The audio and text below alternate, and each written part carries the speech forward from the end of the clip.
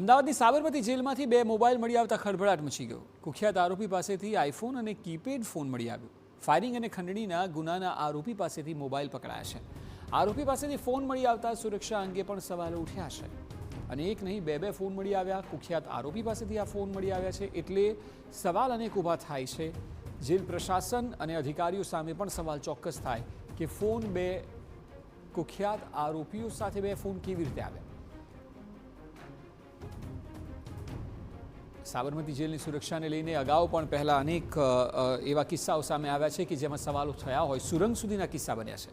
ત્યારે કુખ્યાત આરોપી પાસેથી આઈફોન અને કીપેડ ફોન મળ્યો છે। વધુ માહિતી આપી રહ્યા છે TV9 સંવાદદાતા હરીન માત્રાવાડિયા। હરીન, જણાવો ઘટનાની વિગતો શું છે? બિલકુલ, સાબરમતી જેલની જે હાઈ સિક્યુરિટી ઝોન છે તેમાંથી 2 અલગ અલગ મોબાઈલ મળી આવે છે। ખાસ કરીને જે વિશાલ ગોસ્વામી કુખ્યાત આરોપી છે તેની પાસેથી એક આઈફોન અને કીપેડ વાળો ફોન છે તેની જે બેરેક છે તેમાંથી મળી આવ્યા છે। ખાસ કરીને જેલમાં ચેકિંગ કરવામાં આવ્યું હતું ને તે દરમિયાન ચેકિંગ દરમિયાન છે આ 2 મોબાઈલ અલગ અલગ મળી આવ્યા છે। હવે જેલની સુરક્ષાને લઈને પણ સવાલો છે તે ઉભા થઈ રહ્યા છે। અગાઉ પણ અનેક વખત જેલમાંથી મોબાઈલો મળી ચૂકવાની ઘટના બની છે। વિશાલ ગોસ્વામી છે તે ફાયરિંગ અને ખંડણીના ગુનાનો આરોપી છે અને તેની ખોલીમાંથી મોબાઈલ મળતા હવે વધુ તપાસ છે તે શરૂ કરવામાં આવી છે।